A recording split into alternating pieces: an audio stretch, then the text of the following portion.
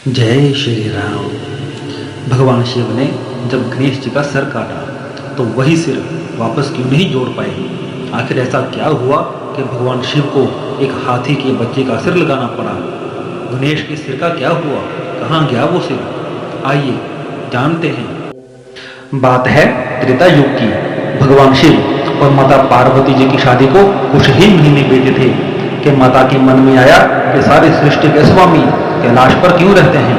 यह चाहे तो सोने चांदी के महल बनाकर रह सकते हैं।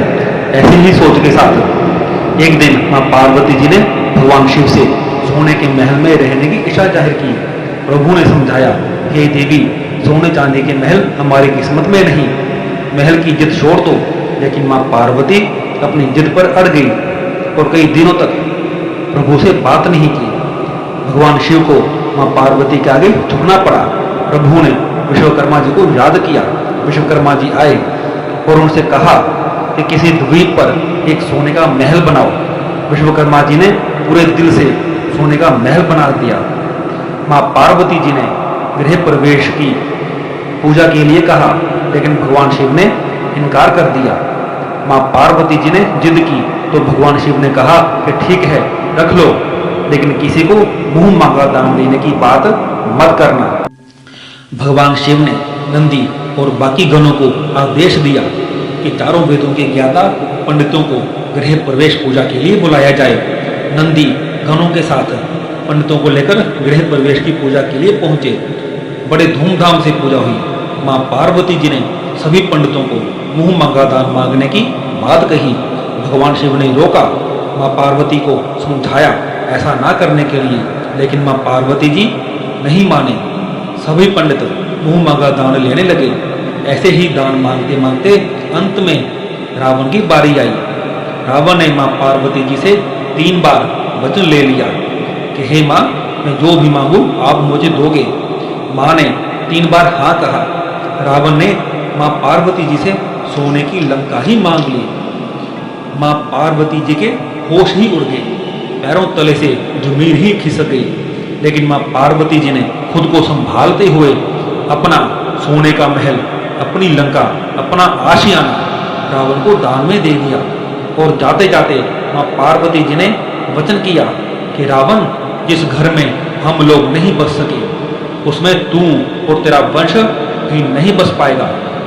मां पार्वती, भगवान शिव और सभी गण वापस कैलाश चले गए। भगवान मां पार्वती के दुख से बहुत दुखी हुए और तपस्या पर बैठ गए।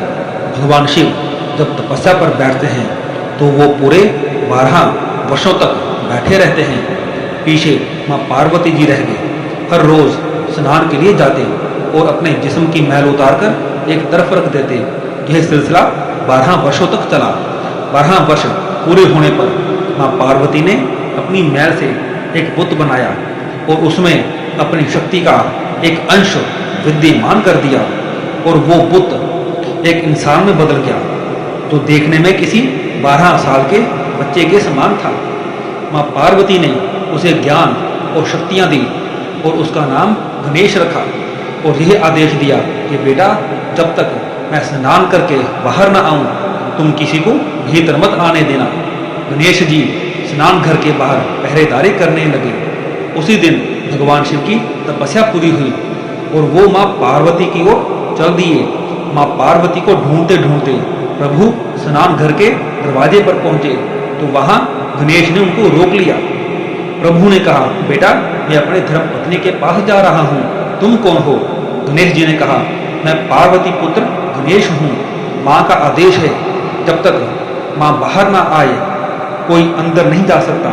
प्रभु ने सोचा, मैं तो तपस्या पर बैठा था, ये बच्चा कहां से आ गया? गणेश जी अपनी जिद पर अड़े हुए थे तो प्रभु ने पूरे गुस्से में त्रिशूल को गणेश की तरफ फेंका। त्रिशूल की गति इतनी तेज थी कि गणेश जी के सिर को कैलाश से उड़ाकर सीधा लंका में फेंक दिया।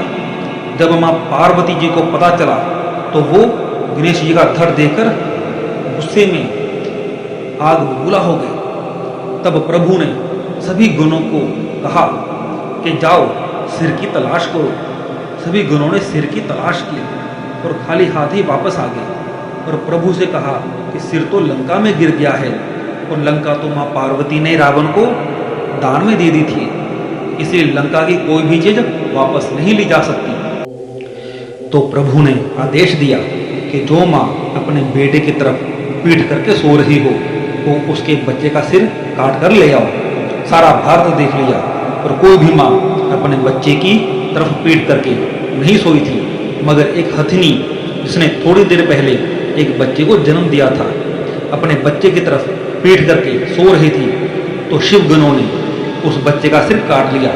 भगवान शिव ने उस सिर को गणेश जी के धड़ पर लगाया और अपनी शक्तियों से सिर को जोड़ दिया। उस सिर को ज्ञान से भर दिया, इंसानों की तरह बोलने की शक्ति दी, सभी देवी देवताओं में सर्वप्रथम पूजे जाने का वरदान दिया। अगर गणेश जी का सिर लंका में ना गिरता तो वही सिर वापस जोड़ दिया होता। ध्यान से सुनने के लिए बहुत बहुत धन्यवाद। कृपया चैनल को सब्सक्राइब करें। जय श्री राम।